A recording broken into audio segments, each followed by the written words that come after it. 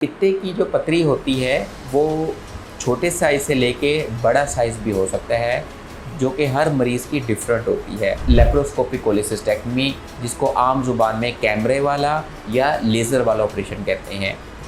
इसका फ़ायदा ये है कि पेशेंट के नाक के पास और पेट में 2-3 छोटे-छोटे लेस देन 1 सेंटीमीटर का हम कट लगाते हैं और उन्हीं कट की मदद से हम पेशेंट का जो पित्ता है स्टोन समेत वो हम निकाल लेते हैं।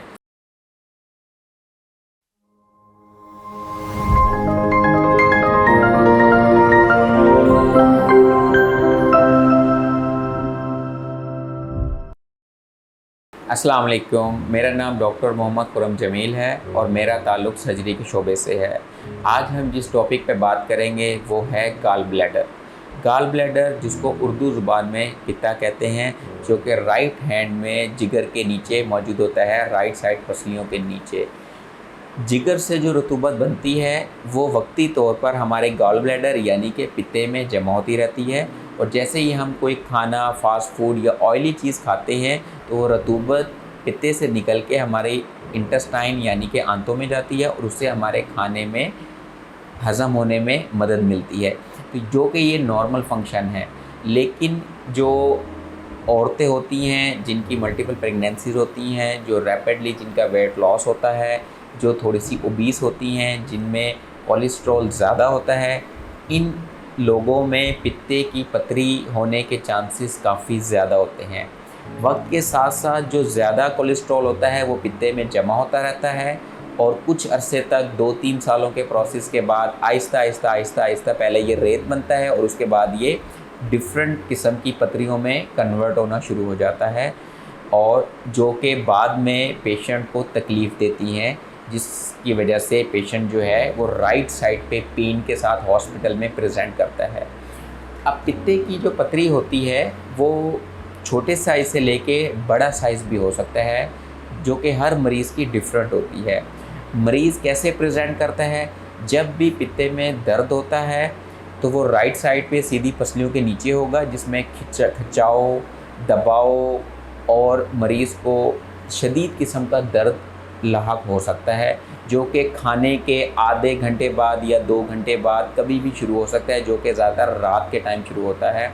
और इस दर्द को कंट्रोल करने के लिए मरीज़ को हॉस्पिटल भागना पड़ता है और बार बार इंजेक्शन लगवाने पड़ते हैं। ऐसी सूरत में मरीज़ को अपने डॉक्टर से रुजू करना चाहिए और टाइमली जो है इसको डायग्नोस करना चाहिए कि मुझे क्या प्रॉब्लम है।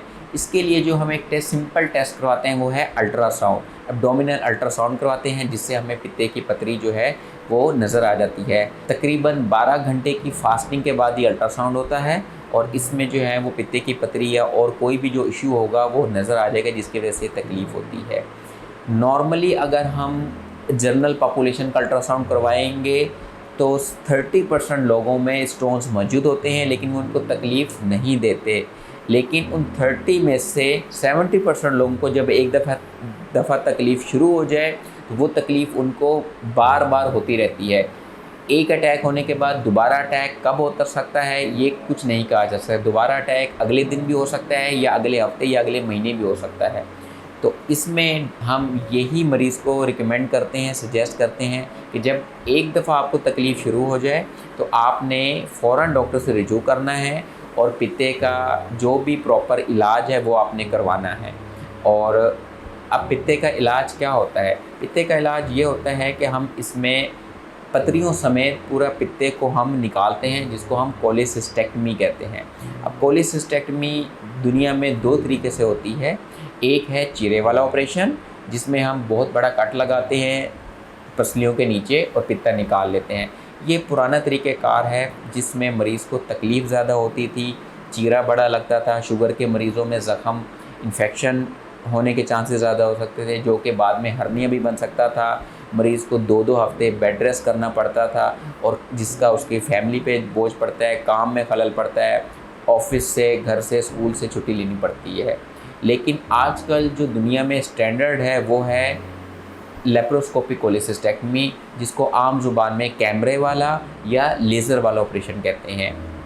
इसका फ़ायदा ये है कि पेशेंट के नाक के पास और पेट में 2-3 छोटे-छोटे लेस देन 1 सेंटीमीटर का हम कट लगाते हैं और उन्हीं कट की मदद से हम पेशेंट का जो पित्ता है स्टोन समेत वो हम निकाल लेते हैं। इसका फ़ायदा ये है कि पेशेंट जो है अगले ही दिन अपनी नॉर्मल एक्टिविटी शुरू कर सकता है।